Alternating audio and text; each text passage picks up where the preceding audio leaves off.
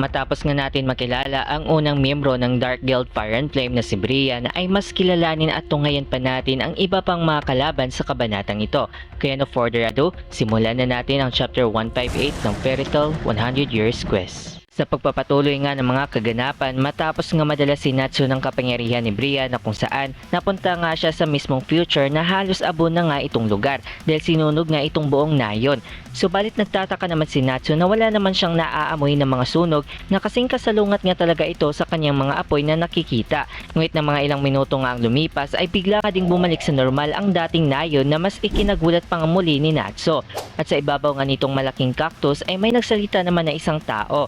At sabing nakikita nga raw ng ating bida ang mga apoy niyang mga ilusyon lamang, na iyon nga ang dahilan na nasunog nga ang buong nayon na nakita kanina ni Natsu. Dagdag pang payag nitong lalaki habang natatawa nga ito na kahit na nakita nga ni Natsu ang kanyang mga apoy ay hindi naman daw ito naaamoy ng ating bida.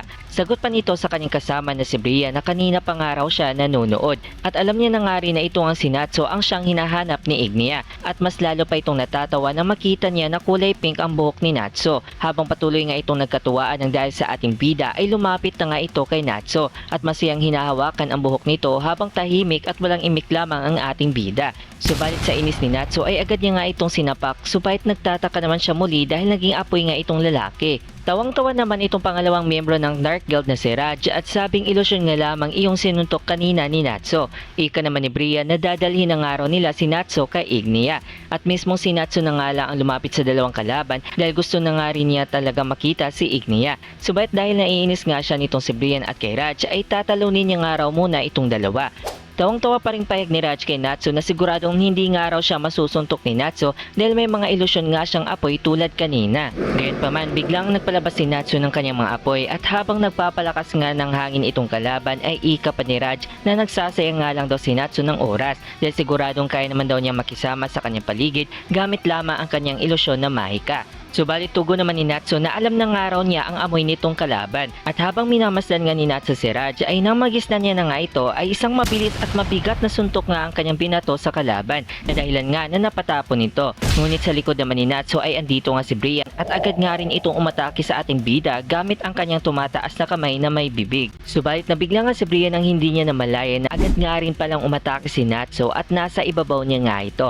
At ika pa ni Natsu na dahil nga ay nalaman niya na nga rin kung paano nga gumagalaw itong kalaban. At tulad nga ng dati ay binuksan nga uli ni Brian ang kanyang sombrero na may napakatinis na mga ngipin na sa pag-aakala nga nito na makakagat niya nga si Natsu.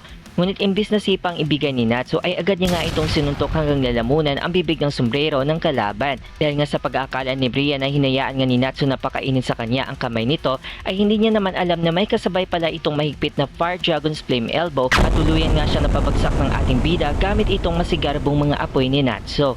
Sa pagpapatuloy ay natatawa pa rin itong si Raj na nagpapalabas naman ng mga ilusyong apoy na isang wave at nakapalibot ito kay Natsu.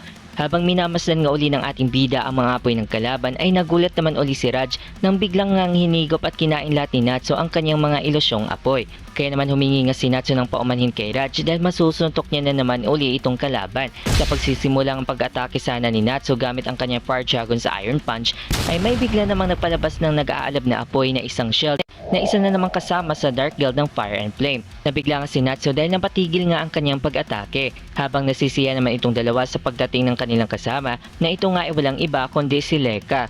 Habang naiinis na naman si Natsu ay gumawa naman bigla ng sandatang ito si Leka ng isang Fire Mixture Flame Sword na ibig sabihin nga ay gamit nga ang apoy nito ay nakagawa nga siya ng isang sandata. Nabigla naman uli si Natsu dahil kung ikukumpara nga natin ang mahikang apoy ni Leka ay katulad nga sa mahikang Ice Make ni Gray.